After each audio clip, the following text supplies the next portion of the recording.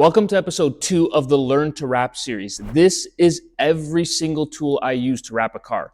And in this video, I'm going to review each tool individually and show you whether or not you need to buy that tool to wrap your own car at home. I'm also going to break down the true cost of wrapping your own car. Okay, let's rapid fire these. We're just going to go through if you need it or not, and then I'm going to show you cost-effective ways to save money. So, heat gun, yes, you need that. Microfiber towels for cleaning the car, yes. Extension cord for your heat gun, yes. Tools to remove interior trim? Yes. Pry tools and pick tools for those hard to reach areas and the hard to remove fasteners? Definitely.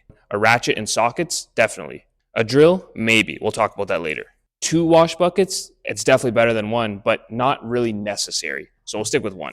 Spray bottles? Definitely. Clay bars? Depends on the condition of the paint, but I would say, yeah, I recommend it. Braided fishing line to remove emblems? Yes. A rubber wheel to remove the glue from those emblems? Yep.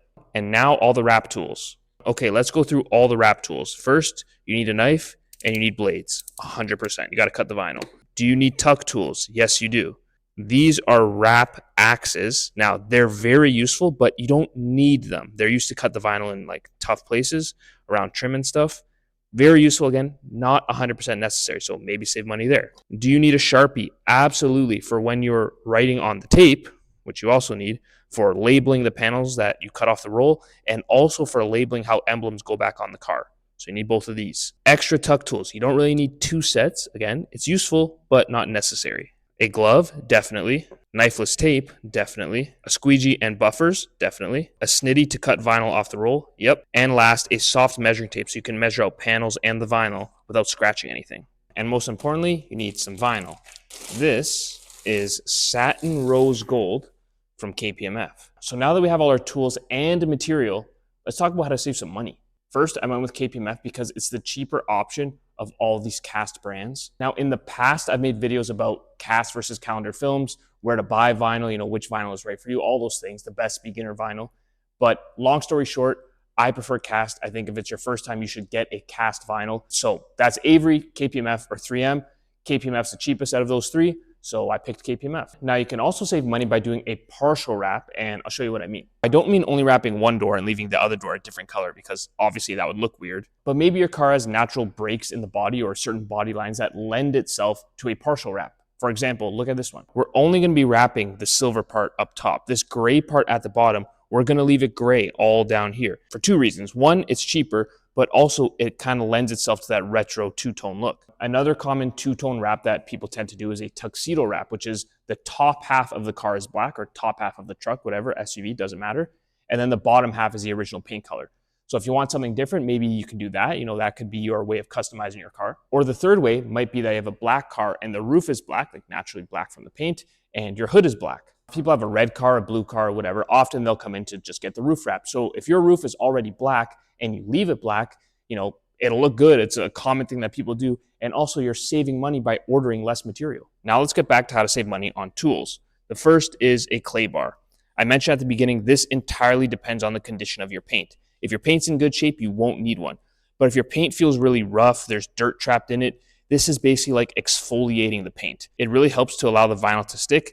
And if the paint's in bad shape, I would highly recommend using a clay bar. Next is a drill. Now, this will help you remove stuff, remove nuts and bolts, but you can use hand tools, so you don't need it for that. But the main reason I use it is for the rubber wheel.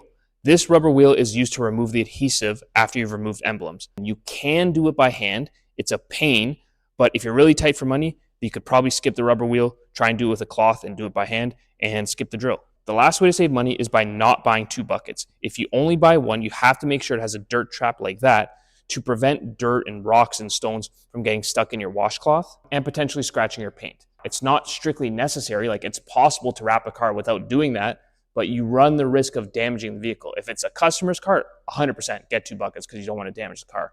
If it's your own car and you don't really care about risking it, I guess you could do it with only 1 bucket. So how much does all of this cost? It's going to be a few $100, and the main driver of that's going to be the heat gun.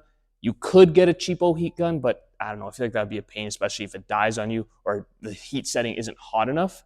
I've always spent more on good quality heat guns just because you need a heat gun to work properly. So maybe a couple $100 on tools, and then the vinyl, which is going to be around $1,000. Our vinyl, however, was only like $680 instead of that $1,000 because we're only doing a partial wrap. So this is what I'm saying.